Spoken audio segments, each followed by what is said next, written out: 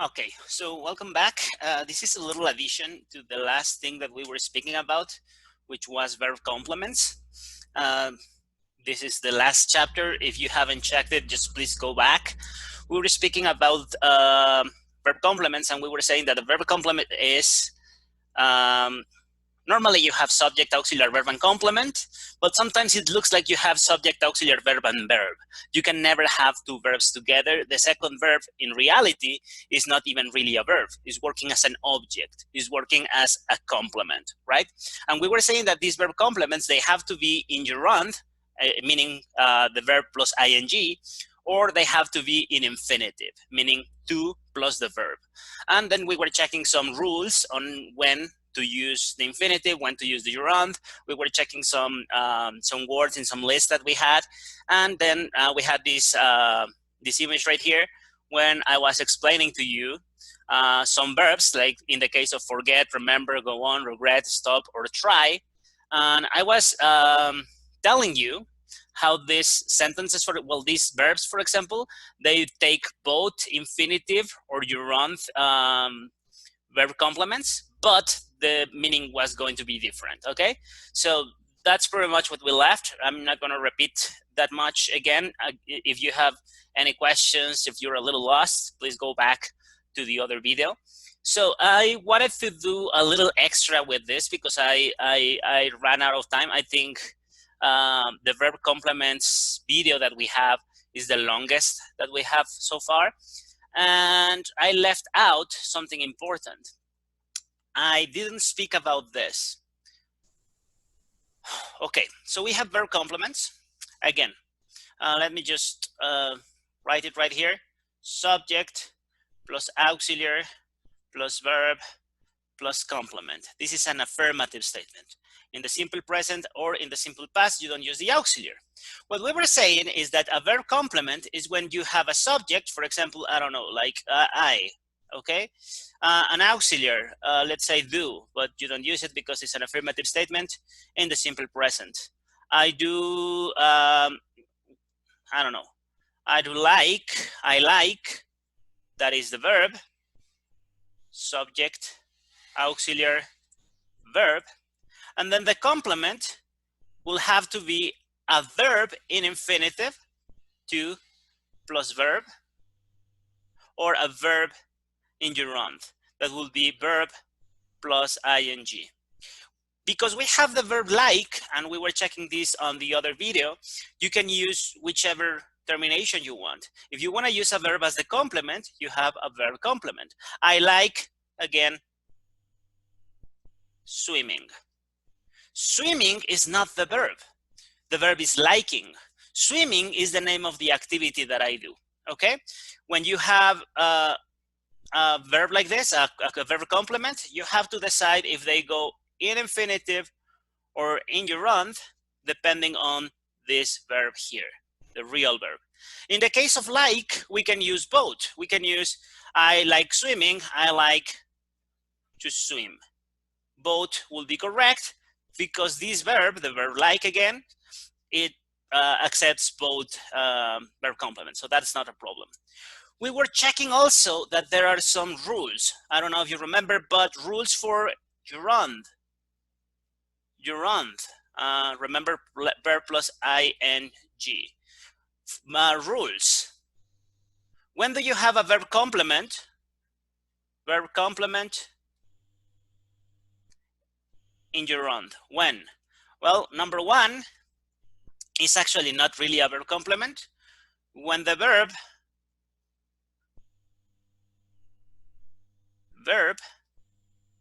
remember it's not really a verb, is actually,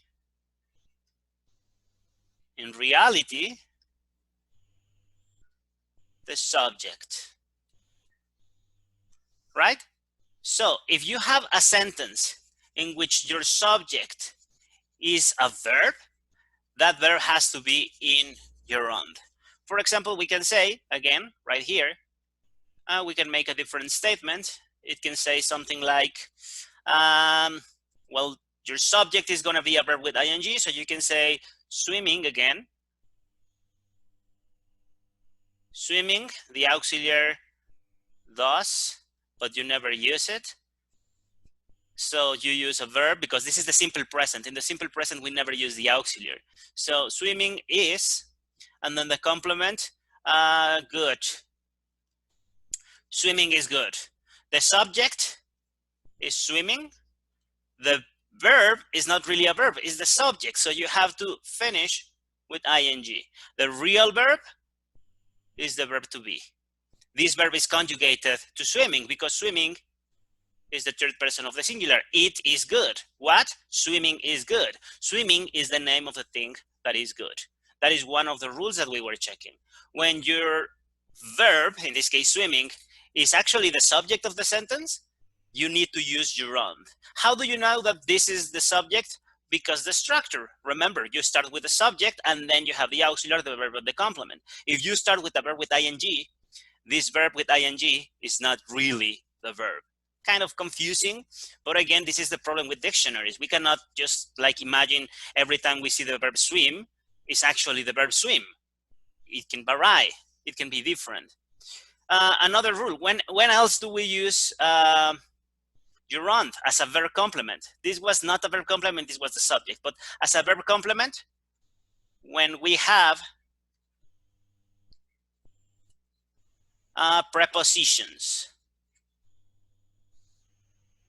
When you have a preposition involved, for example, in all the phrasal verbs like go on, keep on, think about, all of them, they have a preposition: about, on, off, up, over, above. All of those are prepositions. When you have a preposition, you need to use ing. So you can say I, subject, auxiliary, do, verb, I don't know, let's say I prefer, and then, well, not prefer. Let's use a phrasal verb with a preposition. I ended up, yo terminé, es como al final, ¿qué acabaste haciendo? Ah, pues terminé yendo a la casa de quién sabe quién. Entonces, I ended up, this verb has a preposition, it's a phrasal verb. When you have a preposition, the verb complement has to be, by rule, in gerund. So I ended up going alone. Al final terminé yendo solo. ¿Sí? Bueno, aquí en realidad eso está en pasado, no sería do, sería did, pero otra vez, como es afirmativo, no se usa. If you want to make it negative, si lo queremos hacer negativo, ¿recuerdan?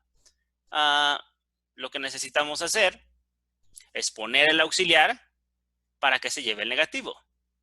Didn't, y este ya no necesita decir ended. Aquí ya tenemos el auxiliar que nos dice que es pasado. Sujeto, auxiliar, verbo y el complemento. Este verbo go en realidad no es un verbo, es un complemento verbal. ¿Por qué está en ing? Porque tenemos una preposición. Por regla, cuando tenemos una preposición, tiene que ir con ing.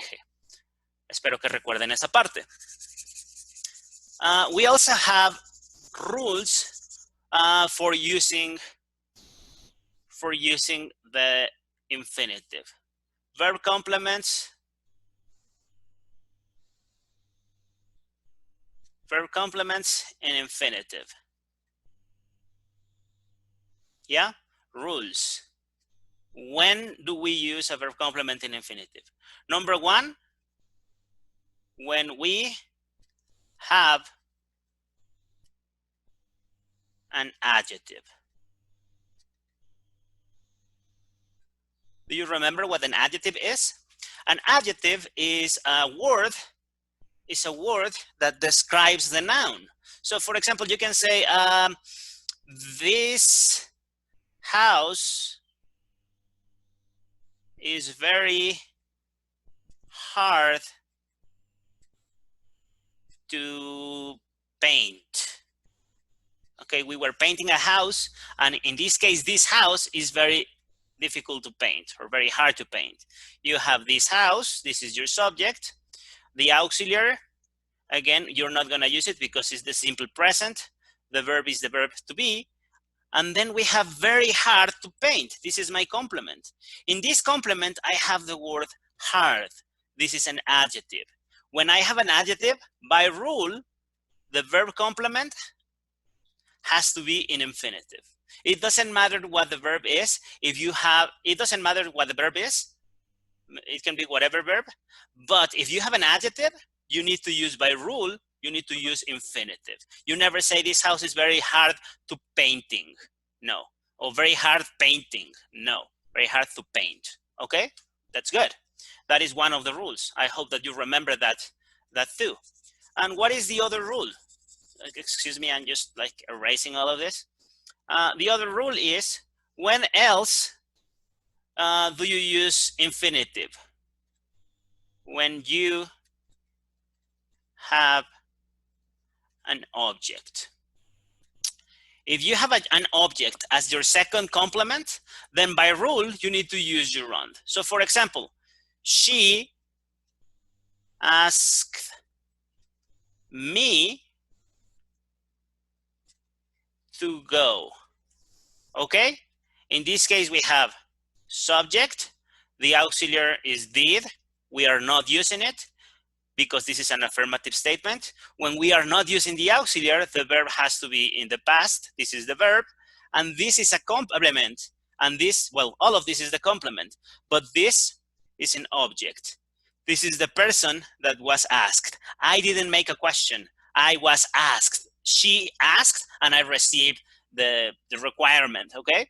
So she asked me because I have an object. When you have an object, by rule, the verb complement is an infinitive. This is by rule, okay? Even sometimes we can have like something kind of weird. For example, you can say, do you remember that the verb, for example, to advise,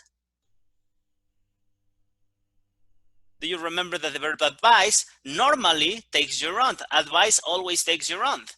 But if you have, she advised us, if you have a second complement, if you have an object, then by rule, it doesn't matter that normally advise takes gerund. If you have a second object, then you need to use infinitive. When you have an object, by rule, you need to say, advise us to buy. For example, this is the verb complement and is in infinitive. Why? Again, very simple, because the verb is advise, is in the past because we are not using the auxiliary. Advise normally takes gerund, but in the complement, we have an object. The object is the person or the thing receiving the advice. We didn't advise anything. We receive an advice. She advised us, and then your verb complement, by rule, is in infinitive. These are just a few more examples of the things that we were doing on the last class, on the last episode. I left them out because it was long enough as it was. I think it's almost an hour, but I still had some other things to say. All of this, the reason I am doing all of this is to explain this, okay? Bueno, ya vimos muy rápidamente un pequeño resumen del video anterior. En el video anterior estuvimos hablando de complementos verbales. Un complemento verbal es cuando tienen un verbo que en realidad no es un verbo, en realidad es parte del complemento, ¿sí? Es algo que pareciera ser un verbo, que en español los llamamos verboides, pero en realidad no funciona como si fuera un verbo. En inglés, estos verboides, estos complementos verbales, están en gerundio o en infinitivo y eso depende del verbo, el que sí es el verbo en realidad, ¿sí? También vimos que hay ciertas reglas, aquí las tenemos, las estuvimos checando. Cuando usan gerundio, cuando su verboide es el sujeto de su oración. Ese es número 1. ¿Cuándo más? Cuando tienen una preposición, por ejemplo, con cualquier phrasal verb. Vamos a checar phrasal verbs más adelante, pero cuando tengan preposiciones como about, over, up, on, before, after, above, cualquiera de esas, por regla siempre va a ir con ing. ¿Cuándo va a ir por regla en infinitivo? Cuando tengamos un adjetivo como easy, difficult, hard, impossible, cualquiera de esos que son descripciones de las cosas, o cuando tengamos un objeto. Si tienes me, you, us, them o cualquiera así, ponemos infinitivo. Si un verbo normalmente va en gerundio, pero tenemos un objeto, respetamos la regla, lo ponemos en infinitivo. Si un verbo normalmente va en infinitivo, pero tiene una preposición, respetamos la regla y lo ponemos en gerundio. La regla va por encima de las listitas que estuvimos viendo, ¿sí? Ahora, una parte que no habíamos checado es esta. This is the part that I think was very important to check. This is the point that we were trying, that I was trying to do. It's not just an extra example. Sometimes we have multiple complements, multiple verb complements in a sentence. In this case, we have subject, she. This is a personal pronoun.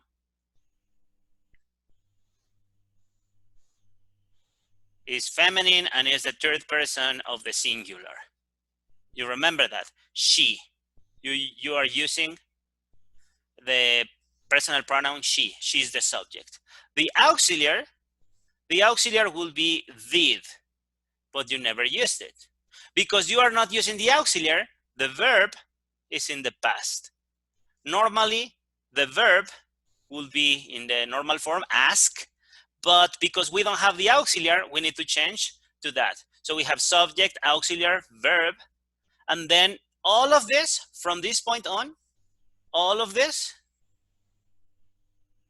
is the complement. We have a very long complement. And in this case, we have multiple verb complements. If you think about it, maybe you think, well, finish is a verb, prepare is a verb, take is a verb, and ask is a verb. So I have 4 verbs. How is this possible? You cannot have 4 verbs. You have 1 verb. How do you know this is the verb?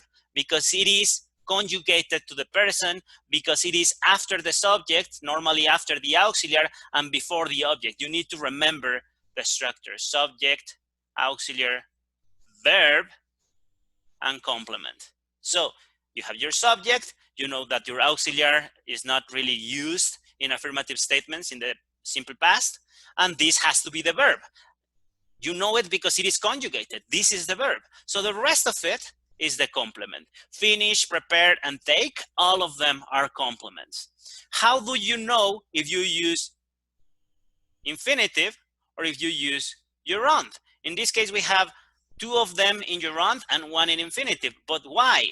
Okay, you need to follow the rules. Remember, when you have an object, by rule, when you have an object, you need infinitive. So this verb complement is in infinitive because of this rule. Okay, when you ask me, I need to use infinitive, right? After that, we have another verb complement. What do we use? Well, we need to think about the word finish. The word finish uses gerunds or infinitives.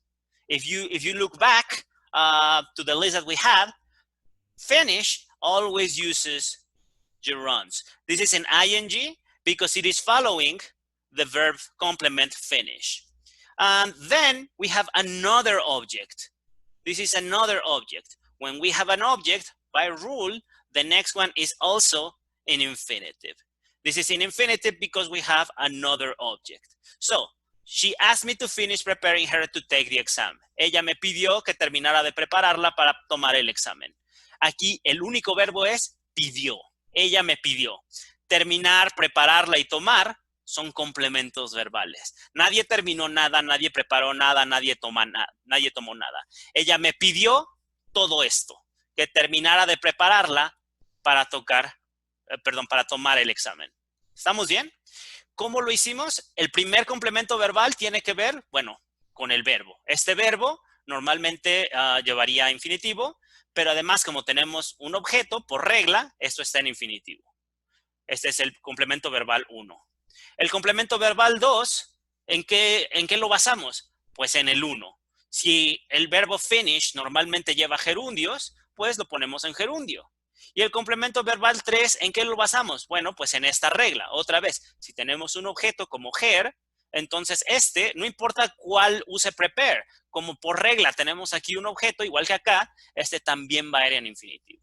Y esa es la cosa, se pueden encadenar. Ustedes pueden tener un complemento verbal que tenga 2, 3, 4 y hasta más complementos verbales. Obviamente, mientras más tenga, pues más inusual es. No va a ser muy común que la vean, pero bueno, that was the point, okay? Again, in English, this is what we checked. Sentences, they may have more than one verb complement. In this case, we have 3 verb complements. We have 4 verbs, but only one can be the verb. Which one is the verb? The one that is conjugated. In this case, the verb ask. The remaining 3, finish, prepare, and take, they have to be in gerund or in infinitive. Those are the only 2 possibilities. How do you decide? Well, the first verb complement depends on the verb. The second verb complement depends on the first verb complement. And the third verb complement depends on the second verb complement. In this case, we have the rule. When you have an object, it has to be in infinitive.